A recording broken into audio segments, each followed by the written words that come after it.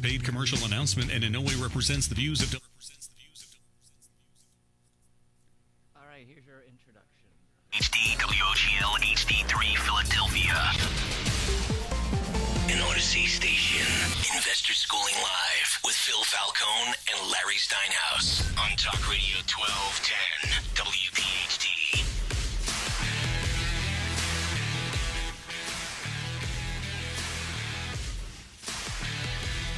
Good afternoon and welcome to Investor Schooling Live, coming to you from Investor Schooling headquarters. I'm Phil Falcone here with my business partner, Larry Steinhaus. We are the founders of Investor Schooling. Get ready to learn real estate investing and stock option investing. Call us anytime during the show with your questions at 855-939-1137. That's 855-939-1137. That's right, we're a live program, so you can call us anytime during the show, and we will take your calls. Do not worry about what we're talking about, because we love to take your calls. Investor Schooling is located in Langhorne, Pennsylvania, serving the Philadelphia area in a real brick-and-mortar building. That's correct, we are local Philadelphia guys, accessible to our students a minimum of 2 nights per week. Learn this business. That's the business of real estate investing and stock option investing from people who live it every day. Larry, what's happening? Phil, I have to tell you, Phil, that I'm pretty concerned about everything that's going on right now. Again, I'm concerned. I'm concerned about the president. Well, you know what? I actually had a funny post the other day. I posted that last year we had a leader, and now we have a president again. You don't find that funny? No. Wow. I thought you find everything I say funny. No, usually the opposite. You're in a bad mood today. I can tell you're in a bad mood today. You came in here. He usually comes in here, and 20 minutes before the show, he's yak, yak, yak, yak, yak. Always talking, always talking, always talking. And today he came in, he didn't say a word to me. Are you still mad at me over Friday night what I said to your friend? No, I'm okay with that. All right, because, I insulted your friend the other night. Yeah. And I just... But that's my friend's problem, not mine. Well, that's what I thought. But, it must be something else you're mad at me for, because you got this face on all since you came in here. You just said something that isn't funny, and you wanted me to laugh. I don't do that. You don't laugh at the stuff that I say? It wasn't funny. We used to have a leader, and now we have a president. I'm well aware that we have a man who stole the election and calls himself a president. Well, yeah, that's for sure. Okay? Yeah. But bringing up his name is not going to bring a smile to my face. That doesn't make you happy? No. No, it does the exact opposite. Yeah, I can understand that, too. That makes complete sense to me as well. Right. Well, I'm concerned about some of the things going on. I mean, look, we got a war going on in Israel again. I mean, how did that happen? Where did that come from? Well, we've got gas prices going through the roof. We've got the economy that's about to tank. And wow, and inflation that's insane. Well, I can explain some of that. Well, go ahead. Let's see, that the Jewish population typically votes Democratic. So they continue to vote people into office who hate them. I don't understand that either. Okay? It is the most bizarre thing I've ever seen in my life. A lot of Jewish people that I know are against guns. Yet they were almost wiped off the face of the earth in the 1940s because they didn't have guns. Okay, so ask me to explain some of the most ridiculous trends is a very difficult thing. Yeah, I totally get that. I totally get it. I don't understand it myself. But anyway, it's funny, we tend to go into the politics arena because it really affects investments and affects the stock market and affects real estate. So we need to be aware of it, and that's why we talk about it often. By the way, it's interesting you mentioned that because I've put a few political questions in today's show. Oh, I can't wait to see that. Well, by the way, if you have any questions today, 855-939-1137, 855-939-1137, and feel free to call us, talk to us about anything. You can talk to us about real estate, you can talk to us about the stock market, you can talk to us about politics, or you can talk to us about why, Phil doesn't laugh at my jokes. That's easy because they're not funny. All right, you want to hear some of the topics for today? Let's do it. What is the best way to get rich in the real estate business? I will be revealing that secret shortly. Explain what a value play is in commercial real estate. If you don't know what that is, you're going to want to hear it. What areas of the commercial real estate market are hot right now? We're going to talk about that. Does politics affect the stock market? Does politics affect the real estate market? Is the effect worse on one more than the other? Can you really buy houses with no money? We're also going to talk about the stock option sultan with our picks of the week. Now, if you don't know who the stock option sultan is, he comes on at the end of the show and gives you information for which you can turn that information into real money next week. Monday, Tuesday, Wednesday. You But can with make, no guarantees. Yeah. Yeah, I mean, we have to That's up disclaim for the that, right? stock option sultan to say no guarantees. Oh, is that it? But Okay. I can guarantee anything You can because I'm not responsible for what the stock But option sultan says. we're on a show that we talk about investor schooling. We have to say that that your returns are not guaranteed. Yeah, sure. That's up for the stock option sultan to say, not me. All right, I'll make sure that I'm just the co-host of the stock option sultan. Oh, but we're the co-hosts of the show together. Somebody emailed us a question this week, too. It says, who really is the stock option sultan guy? That question came in. I don't know what wise guy asked that question, but he did, right? So we'll have to answer that at some point. So do you want to just go down the list, or do you want to answer the stock option sultan thing first? Whatever you want to do. I don't care. Well, I don't want to answer the stock option sultan. It's a mystery. Nobody knows who he is. Okay. So why don't we just Do start you at know who he is? well, I sort of know who he is. Yeah. I know. Some people have said we're never in the same room together, but I don't know if that's true. Well, I don't know. All I can tell you is the guy's weird. That's all I can tell you. Oh, just a little weird, right? Yeah, he's weird. All right. All right. So let's get on with the questions. All right, let's go on to questions. What's the first one? What is the best way to get rich in the real estate business? When we asked this question last week? This is an important question, so you can just answer it or not answer it. Well, I'm going to answer it, but I just want to know, didn't we discuss this last week? Your memory is kind of like mush. So what you think happened last week probably happened 3 months ago. That's very possible. Yeah. Because I've seen you with people's names. When people walk into the school, Larry says, "Hey, man, how you doing?" Yeah, but I do that with everybody. You do that because you don't know their names. Well, I do that when you walk in. And they're wearing name tags. They're wearing name tags. That's why they wear name tags, so I can remember their names.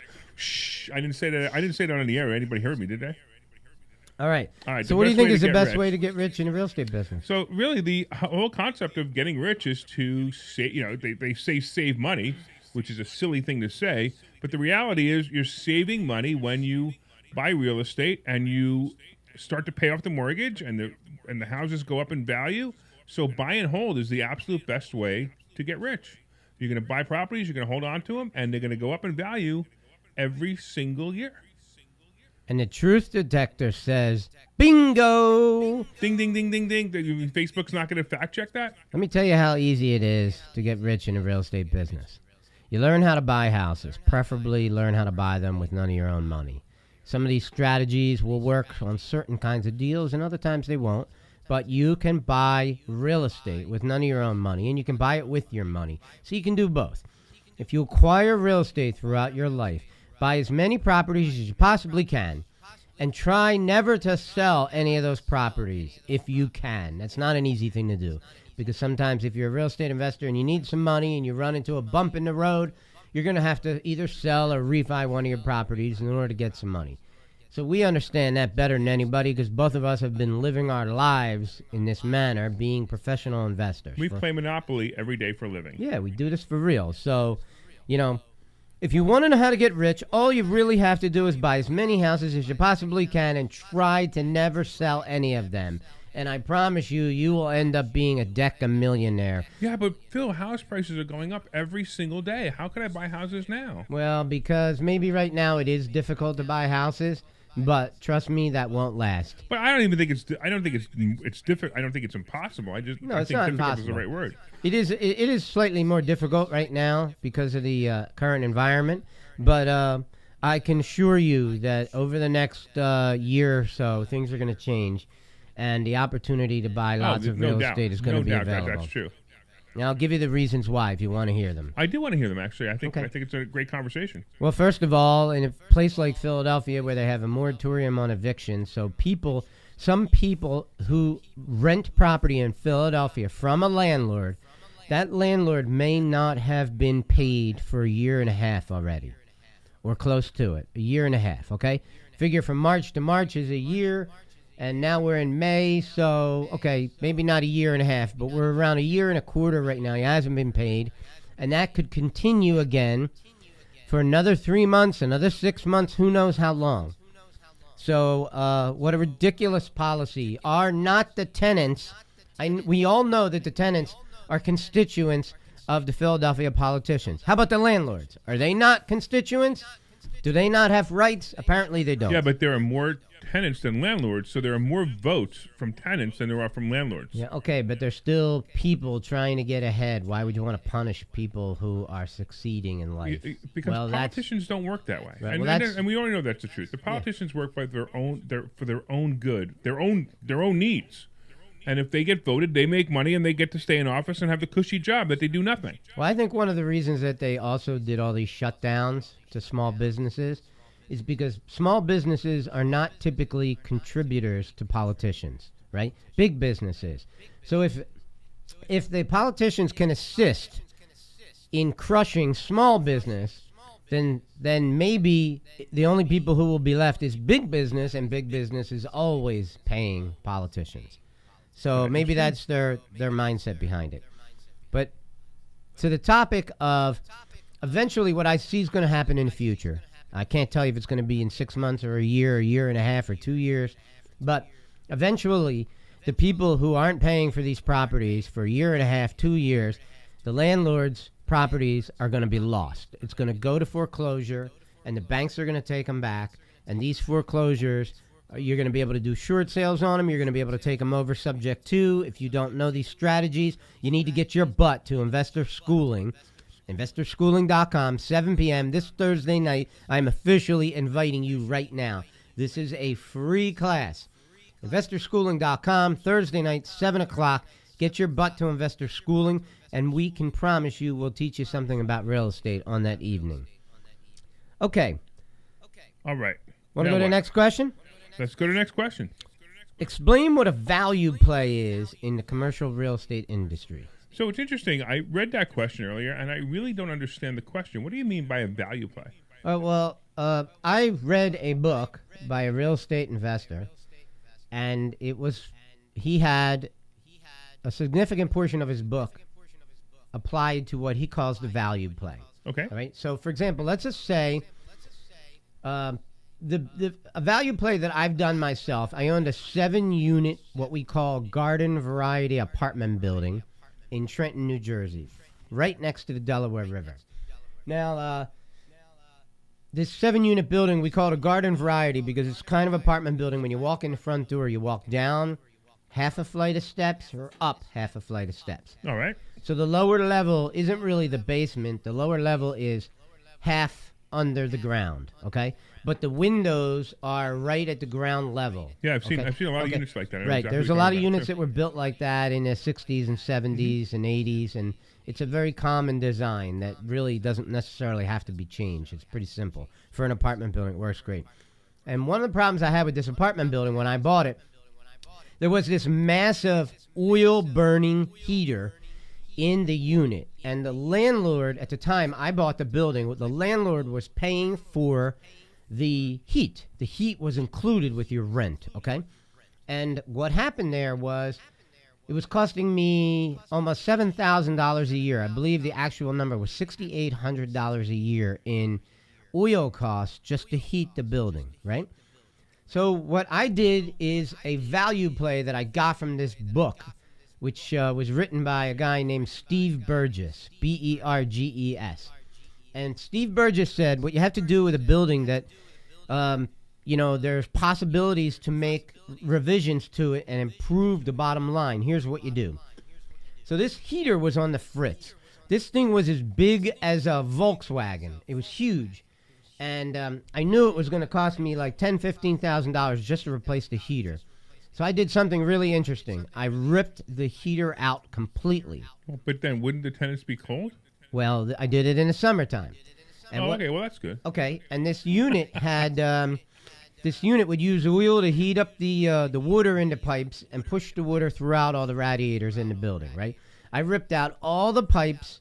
I ripped out the heater. I ripped out all of the radiators, the old radiators that were in the building. I brought in an electrician. So that was really just waste costs, throwing out the old heater and all the pipes and everything and all the radiators. Just throwing it all out, right? Labor to remove it. That's all it cost me. Then what I did is I brought in an electrician to upgrade every electrical panel in all 7 units. And they bumped it from, at the time it was built, they were like 60 amp units, and I had them bumped up to like 150, right? Or 200. And then what I did is I put electric heaters, hydroponic electric heaters that have gel running through a pipe. And you turn these heaters on in each room. So there's one in the bathroom, one in the living room, one in the bedroom, one in the kitchen. That's it. 4 of these heaters did not cost a lot of money. You could buy these things for maybe $500 a piece, right? Had my electrician wired all up. I covered up all the drywall where the radiators were, where all the pipes were removed. And the beauty of all this, when I was finished, not only did I not have to buy a new heater, but now my tenants were paying the electric for the heat themselves. So I completely saved myself $6,800 in a year in oil cost, plus I no longer have to pay for the heat. The tenants were paying for it. And here's an interesting thing. Not a single tenant moved out of the building, and not a single tenant confronted me on the fact that I was paying the heat and now they're paying it. That's actually fascinating. I'm kind of the last part of that story when you said that not one single tenant moved out. That's fascinating. And nobody confronted me either. And nobody confronted me about it. Right? Well, you had one heater in the entire building, right? One big heater. That's all I had. So I actually wonder if they actually were very happy about this because now they can control the heat from their own unit. Well, maybe they were. So but it probably would be better. Nobody complained. So let me ask you something. So I removed all this stuff. The cost to fix up, to bring all the circuit panels to be upgraded and put in all the heaters and install all that stuff, it was $15,000, right? Yeah.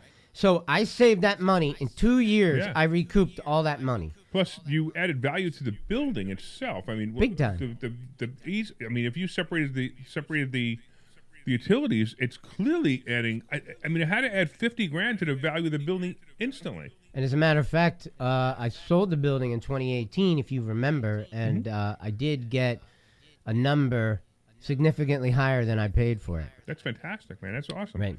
Yeah, so you're right. That is a really good play. Now we have some people out there. They would say, well, Phil's rich. He could buy a building and he could upgrade heaters and stuff like that. How do you expect someone who's new at this business to go buy a building? First of all, was it a 6-unit? Is that right? 7 unit. It was a 7-unit. What's that? There were 3 studio apartments. No, but I know a 6-unit is a hexaplex and a 8-unit is an octuplex. I don't know is it what. a septuplex? What is is it? Yeah, something like I that. think it's yeah, a septuplex. Yeah, because you can't call it a 7-unit, Phil. You got to call it a septuplex. Anyway, so somebody buys a 7-unit building. They got to buy a 7-unit building. Then they got to renovate it. How do you expect them to do that if they're a brand new investor? Okay, it's called common sense. So when I look at a building today, right, what I'm looking for is where there's waste. Waste as in I got this old jalopy of a heater that takes up enough space to put like a Volkswagen in the basement. By the way, when I took that heater out, I couldn't believe how much extra space I had. I picked up enough square footage. I could have made a small studio apartment. Wow. Now, it would have been illegal, so I didn't do it. But it could have been another unit. It could have been, right? So, but anyway, when I look at a building today, what I'm looking for is potential value plays, things that don't make any sense, especially things that the landlord is paying for. I see this all the time, like in the mobile home park business.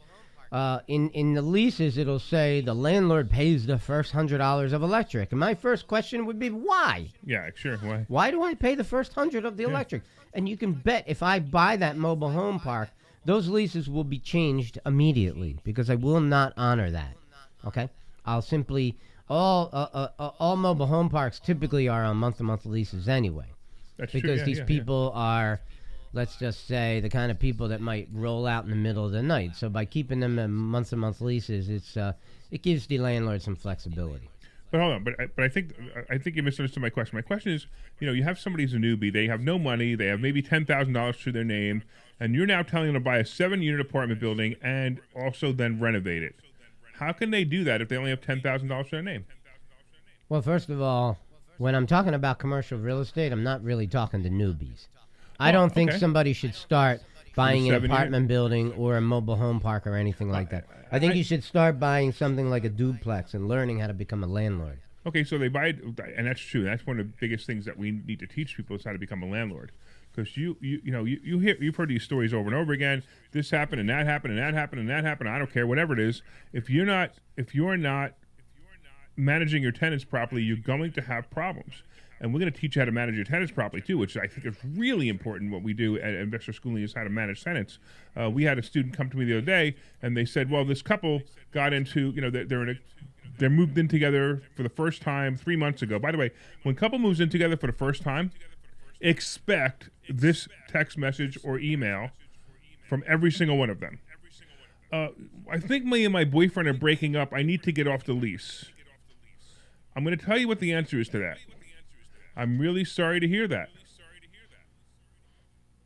And if you don't want to renew it after the 12 months is over, that's okay with me. Of course, a lease is a standing thing that has an expiration date, and you don't let anybody out of that. Right, and then the only other exception would be, yes, if you find someone to replace you who qualifies.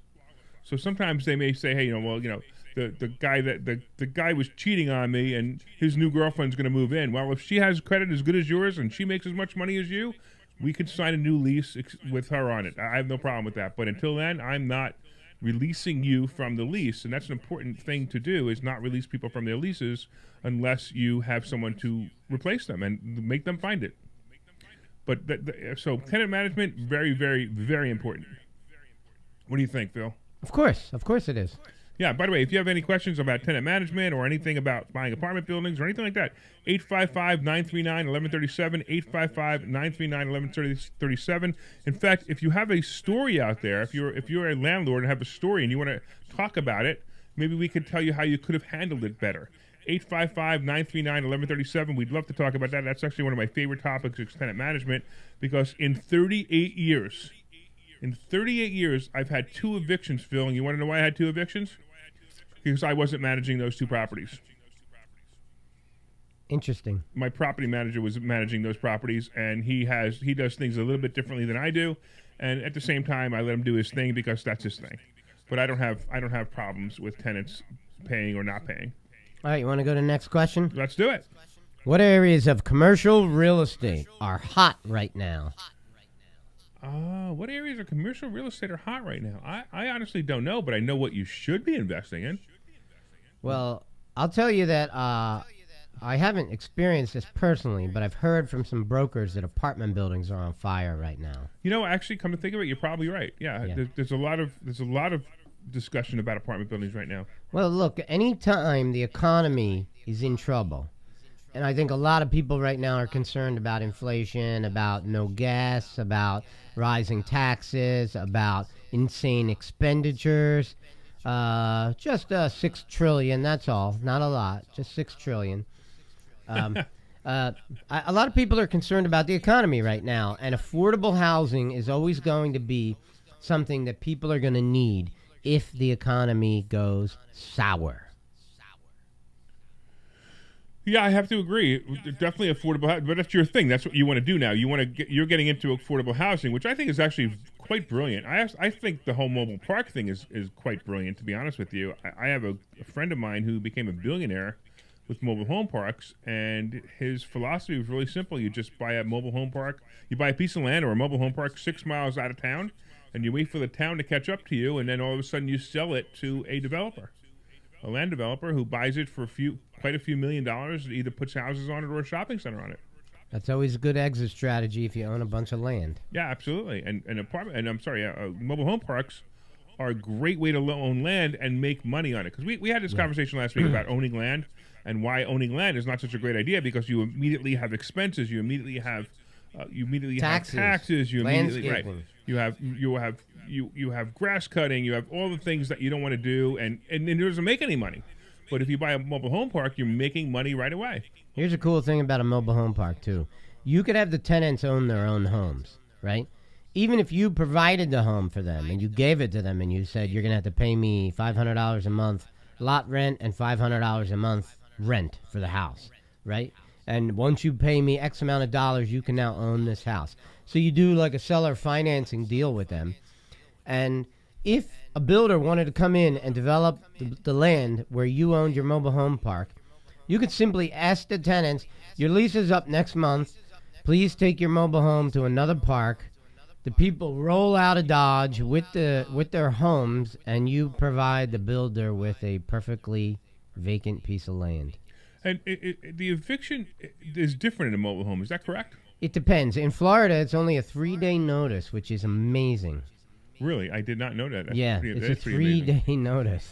Yeah, Now, I don't expect anyone to, roll out in 3 days. Because most of the time, the first thing you'll hear is, 3 days? How the heck am I going to find a house in 3 days, right? So it usually takes these people, 3 weeks, a month, a couple of months to find another mobile home park that they can move their house to. Furthermore, there's always a question of whether or not the mobile home can be moved. Right, because mobile homes aren't necessarily mobile. Most of them are not, right. Especially ones that were built like in 1970. They're still sitting in the same place they were dropped in 1971. Right? And you're not going to move it right now. And if you tried to, it might fall apart on the middle of the highway, and that's not good. Yeah. Hey, we got Jerry on the line. What's going on, Jerry, from South Jersey? What's going on, man? Okay, Sultan, Larry, Yeah. and Godfather Phil. I have a quick question for you. All right. Stop laughing, Phil. I was I laughing. got a question, Larry. Yeah, sure. When a realtor has their own personal property listed in their house, in their business, why does it sell much quicker than if I listed with them? They dropped the ball. Why is that, Larry? Well, I personally don't even agree with that statement. I actually think that the worst real estate agent that you could hire as a real estate agent is yourself. I've had more trouble selling and renting my own stuff as a real estate agent because I honestly put it on the back burner because everything else is more important to me at the moment, and I don't have time to sell it. So I just totally disagree with you. But why? What experience did you have? What happened that you're saying that? All right. I've been calling. The name is Gary from South Jersey. You remember my name. I've been calling you. Oh, Gary, not Jerry. Gary, not Jerry. No, okay. It's all right. Okay, Sultan. Now we got the name straight. I thought you said your name was Harry. God, Gary, what? Come on. Hey, Phil. Come on, Phil. Be serious. I like this guy. He's like, you can tell he's a fan, man. He knows everything about us. Do you know what color hair Phil has? Come on. Hey. Yes, I do. What color? Sultan, listen to me, Sultan. I'm listening. I'm trying to listen to you, but you're not saying anything. Wait, come on, you make me nervous. Come on, Gary, go ahead. Talk to us, man. I listed the property last year with the COVID. I understand people were nervous. They didn't want to extend their self. I can respect that. Well, now we're in 2021. The banks have money to lend. Right. These 12 tire kickers come over, waste my time, bust my chops. They can't finance a $50,000 property. Now, why in God's name can't the broker screen them on a commercial property as a residential? They said we can't. We're not allowed to ask them to get pre-qualified. Well, that really ruins me. Hey, Gary, we're on the air, man. We're talking to thousands and thousands of people, and you're whining about one little particular thing. Why don't you give me a call during the week, and we can see if we can help you with this? Because this is a pretty complex question and pretty complex answers as well. I got a better idea. Why don't you get your butt to Investor Schooling this Thursday Thursday night? Why aren't you here on Thursday? 7 o'clock Thursday night. Get your butt here. You're a big fan, man. We need to see you here. If I could break away from my summer seasonal ice cream walk-up stand, I would. But I Bring us can't some ice because I cream. Can't get help. Bring us some ice cream. What do we got to I know do? I Send will. somebody to pick you up? Hey. No. Listen, Tutti Frutti. I'll bring you Tutti Frutti. Wh- How's who- that? Who's Tutti Frutti? Hey, Phil. Sultan, don't say that. I don't like Tutti Fruities. I like the Chipwich sandwiches. I like plain vanilla. Okay, fine. All right, Gary, come End to the school, man. conversation. Gary, we'll see you Thursday Yeah, night. come to If you school don't, or- if you or- don't come yeah. to the school, we're gonna send somebody down there after Yeah, you. or call me during the week and we'll talk. Cause it's not, you're very complex stuff, but we appreciate you being a fan, man. All right, what's next, Phil? All right. So in commercial real estate, just to finish up on it, what's hot right now? I'd say anything that's affordable housing.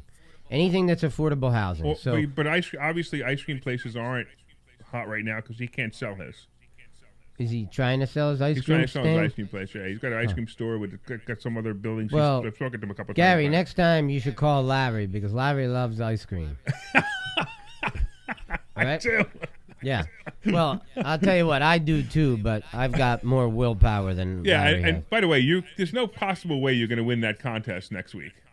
I saw the picture of Stone on Facebook. Phil, if you can't even come close, how could you? I don't want to hear that kind of talk. So just so you know, Phil's going to Florida next week or the week after, whatever it is, and they're doing a contest of who got the best body, and his son has a picture on Facebook. His son looks like Arnold Schwarzenegger, and Phil looks like Danny DeVito. Well, then we're twins. Yeah, exactly. Okay, so does politics affect the stock market? Yeah. Does politics affect the Would you stock like to market? tell us a little bit about that, Mr. Larry? Yeah, so it's the oddest thing. Yeah, well, obviously politics does affect the stock market. The weird part is sometimes it doesn't. Sometimes the stock market is just completely removed from politics. It was January and February, and maybe part of March, April. There was a little bit of signs, but I see it happening now. I see the signs now of politics. I actually see the Biden effect kicking in now. I wish I would have saw it about 4 weeks ago. Yeah, me too. I agree. It happens very quickly. One of the things about the difference between the stock market and real estate. Real estate, when we go from a buyer's market to a seller's market, it goes kind of slow.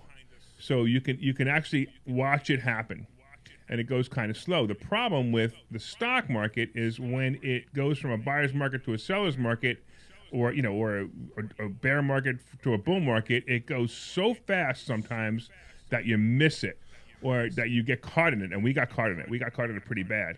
So right now we have a transitioning going on, and that's what I said before. But as far as politics go, yeah, we got some politic problems going on. Clearly we have a different a different administration. I mean, clearly it's different, and it's going to affect many things. I mean, Different is a very nice way of referring to it. yeah, well, I'm trying not to.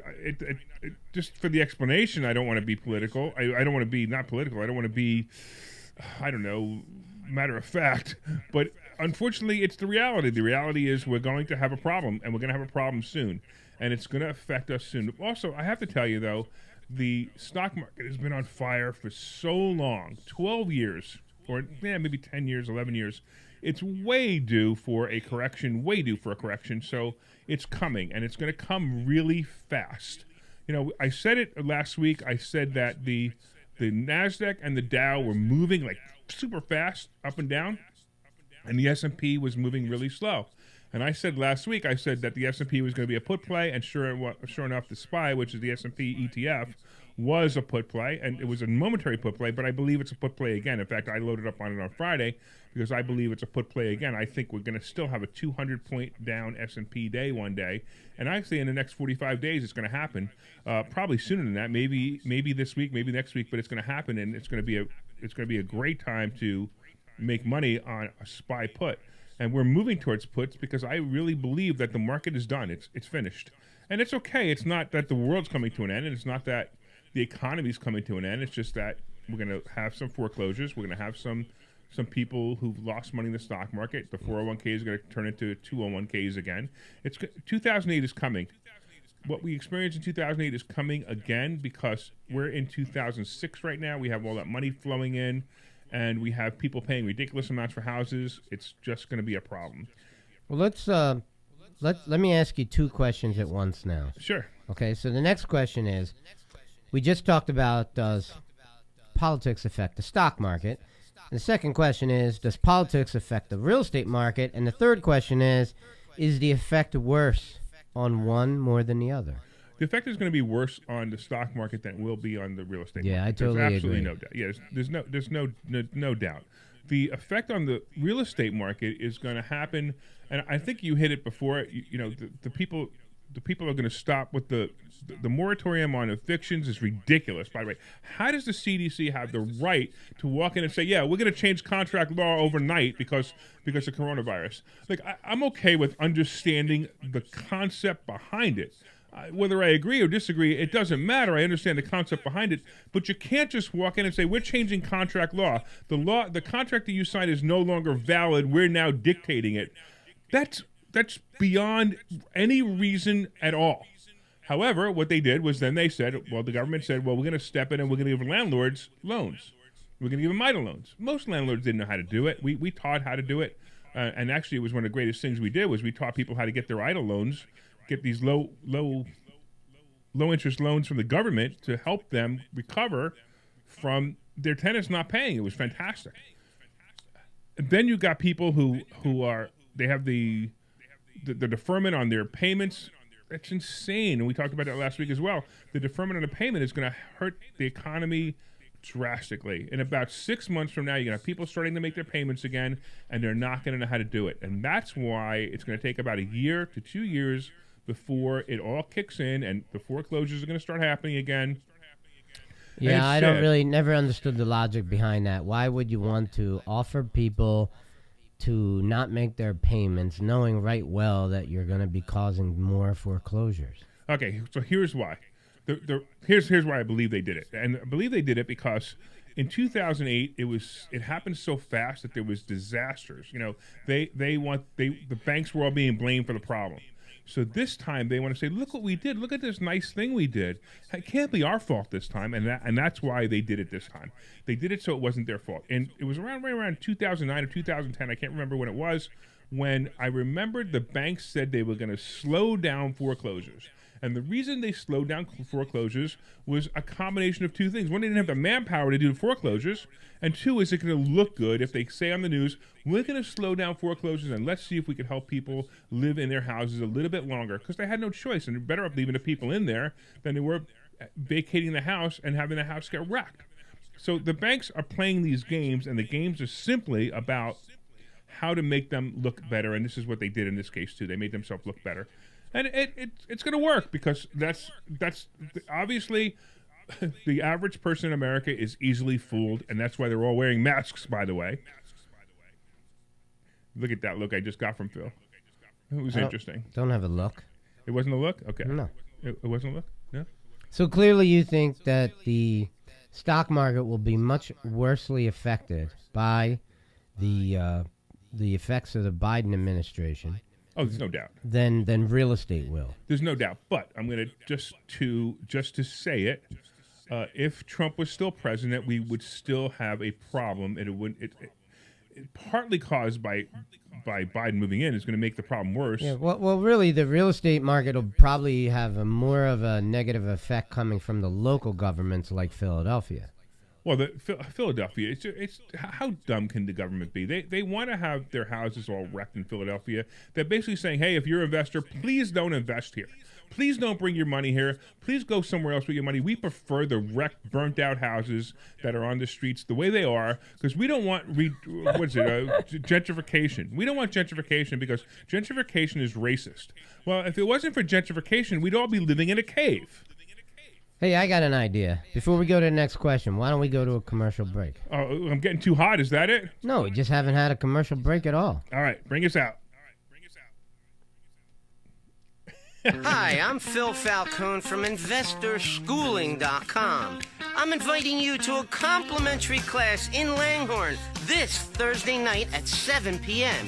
I will teach you how to buy ugly houses and make... Hey, Larry? As a bonus... For your out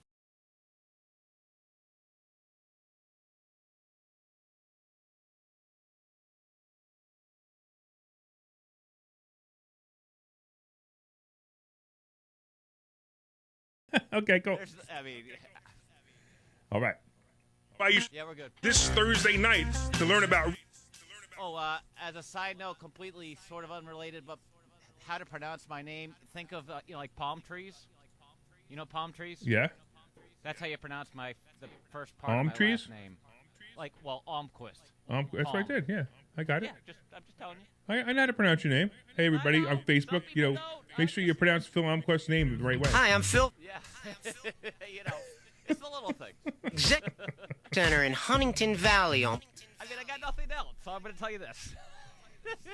Yeah, I'm sure okay. you've driven past Street Road, and we have 47 offices in the prestigious address of Huntington.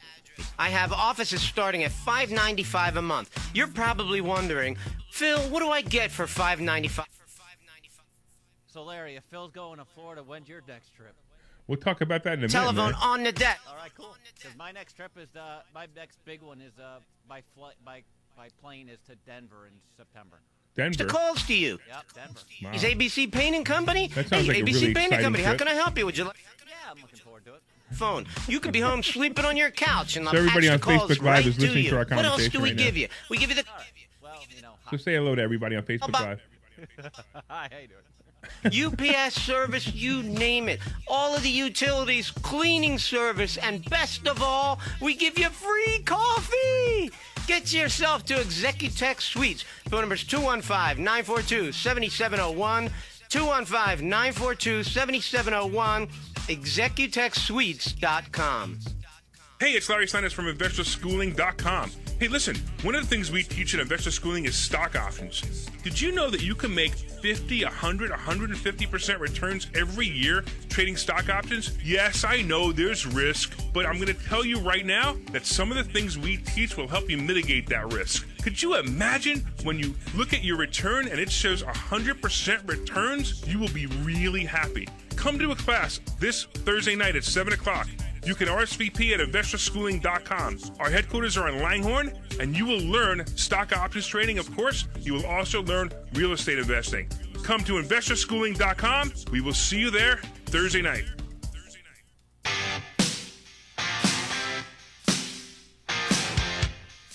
All right. I'm digging this music. So by the way, everybody out there, we got to say hello to Phil Almquist. He is our producer. So if you call in right now at 855-939-1137, you could say hello to Phil. That's the other Phil, the Phil answering the phones, and he will put you right through to us. So call 855-939-1137 and have Phil put you through to Phil and Larry. Wow, that's kind of hard to say, isn't it? We need to have Phil with another name. We can't have Phil and Phil. Let's call them palm trees. All right, let's call them palm trees. I like it. That's much better. I agree. So can you really buy houses with no money? Not only can you buy houses with no money, but you can buy houses and get money back. Tell us about that. I get money back when I buy houses all the time. It's kind of fun, actually. There are times, I'll give you a great example of the house I recent purchase. I went to closing. I bought the house for $60,000. I needed $35,000 to put into it.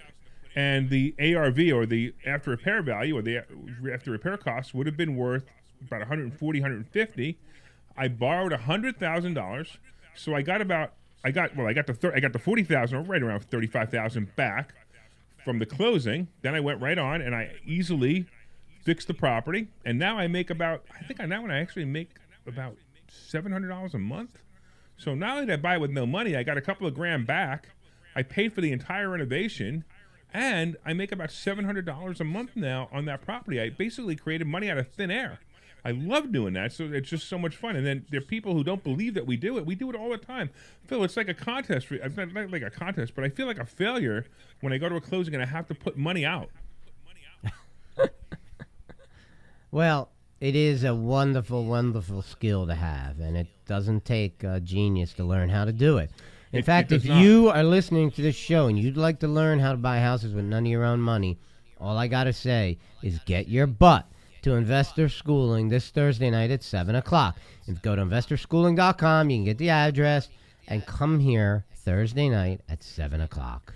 And I promise you, there are people a lot dumber than you making a lot more money than you with these skills. So come here, become dumber, and learn these skills, and make more money. Was that? Do you think that was the right thing to say? I think it was Come down? fine.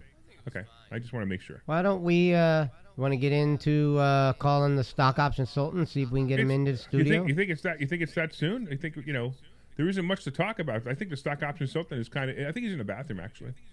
Okay. We have to wait. Well, for we him. could just talk about something else then. How about this question that was emailed in? Who really is this stock option consultant guy? Who is the stock option consultant? So the stock option consultant obviously is a very crazy person. And he actually, boy, he comes in now and then, and I don't know, I can't explain it, but he talks to the stock market.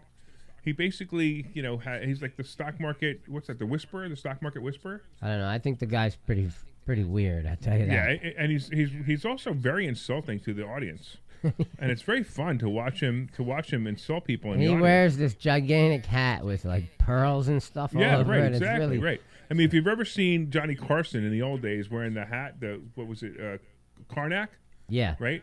So Karnak's hat is much better than the stock option consultant hat. I really would love to see a Karnak hat, but that's what the stock option consultant is like. The stock option consultant is like a Karnak.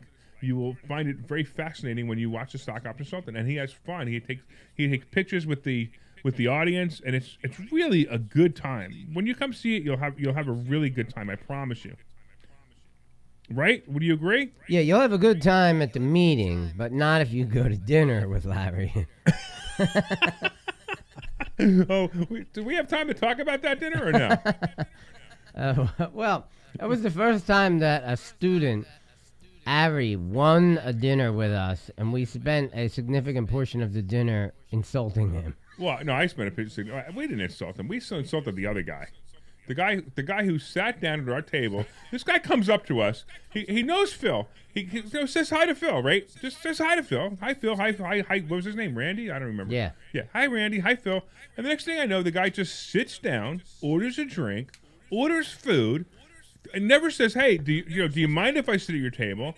None of that. Just sits down, does his thing, whatever, eats with us, joins us, starts saying things that are completely untrue about the real estate market, and I called him out on it, and he got really mad that I called him out on it. What did he say that you called him out on? He said, "Oh, you shouldn't buy real estate now. Now is a terrible time to buy real estate." I mean, so I'm trying to help him, right? So at the same time, then at the end, he the check comes, and luckily he thought that he at least thought that there was going to be a separate check for him, but there clearly wasn't, because they put it on the same check. And he opened the check realizing that it wasn't a separate check. And I said, "Oh, that's ours." And Phil and I actually offered to buy him dinner. We said, "That's fine. We'll buy you dinner, even though you crashed our table and didn't ask for permission to sit down. And we're completely rude. It's okay. We have no problem. We'll still buy you dinner." And then he says, "No, I'll pay for it." And he hands me. We put it on our credit card. We put it on a corporate credit card. And he hands me $60 for a tip. He hands me $60 for his thing, and I just put it down on the table as a tip. And he got mad that I tipped the waitress too much money. Is that crazy? Did you give the waitress the $60? I gave the waitress the whole $60 that he gave me. Absolutely. Okay. Well, whatever. So I thought that you were picking on Ari a lot, though. I wasn't picking on him. I was letting him know that he just, if he doesn't appreciate the way I coach, then maybe he should have more coaching with me. Well, I just thought it was funny that he won a dinner with Larry and Phil, and you spent the time picking on him. Well, I was trying to help him, but that's not. Yeah, easy. I know. It's not easy for me to do. Maybe it's easier for you to do. Yeah, sometimes you have a student who just doesn't want to. They don't want to change their ways. They just think they're smarter than everybody else, and it's unfortunate. I hate when that happens. I like it better when they learn. And believe me, I can learn from students. I've done that too.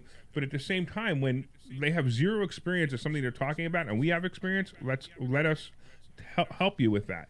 And it's sometimes just difficult. But look, that's what we do. We roll through it, and we try to make it a good experience for every student. In fact, I dare you to go to Google right now and take a look at our Google reviews. There is one bad Google review out of 140. It's actually not that bad, but it's bad. I want you to look for it because it's actually hysterical when you read it. So real quick, if you have any questions, 855-939-1137. And I think, is the stock option consultant ready? I don't think he is. I think he's going to come out in a minute. So I was going to, he's still in the bathroom, but I was going to tell the people a little bit about what shows and radio shows we're on. Oh, I think you should do that. Sure. Okay. So we're on 92.1 WVLT FM Sundays at 4 o'clock, Wednesdays at 10 p.m.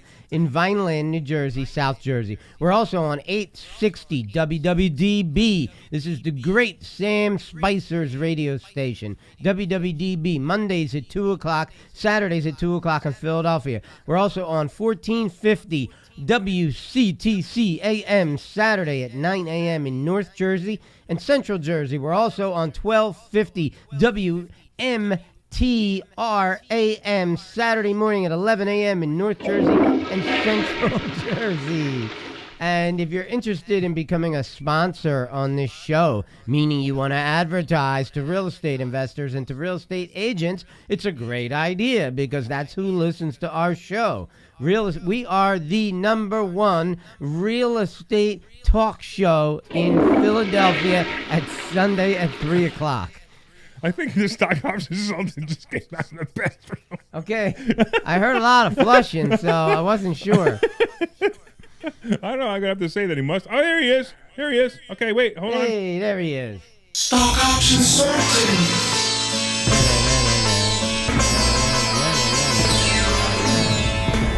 Stock option sultan.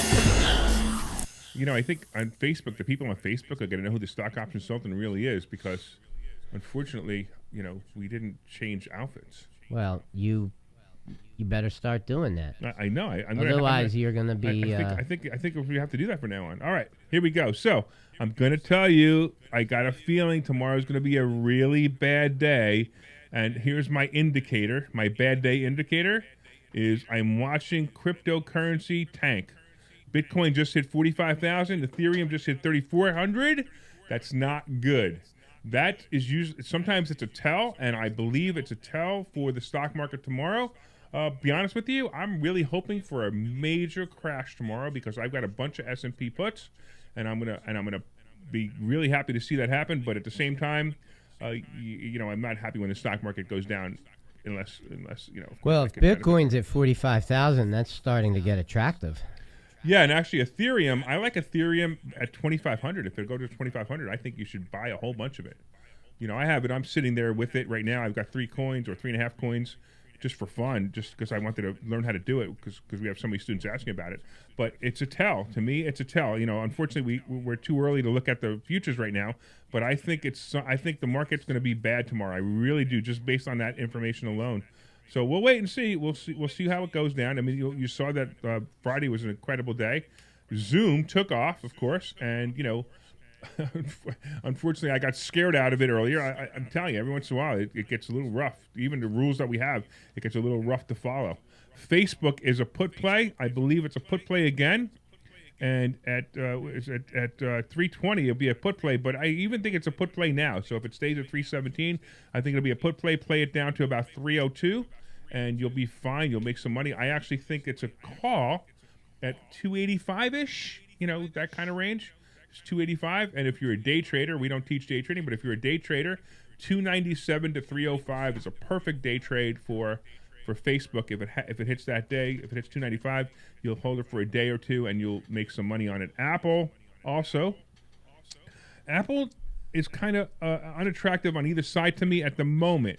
135, I believe it's a put play, and also one. I'd like to see, like I said before, I'd like to see it in the 1-teens to be a play for. To be a nice stock option play. If it hits the 1-teens, I think it's going to bounce back. I also, by the way, I think I've told you this before, I still think Facebook's going to hit 350 by the end of the year, but I also think it's going to hit the 280s. I say 280, but I want to say 280s before it hits 350 by the end of the year. And again, 280s is an all-in play. It's going to be a great play. What else? What's something? Zoom is making me crazy. Really is making me crazy. It is one of the most volatile stocks you can ever play. When Zoom goes down 10 points for a day, jump on it. I mean, I did this 3 times this week. I missed one, but I did it 3 times this week, and it was just a crazy play. And I was buying it in the rules, and I was selling it real quick. I mean, I made a few quick bucks on it 3 or 4 times, which is fantastic. But at the same time, you know, we're still trying to make up for some bad losses recently. I would stay away from Beyond Meat. Beyond Meat, we talked about that earlier.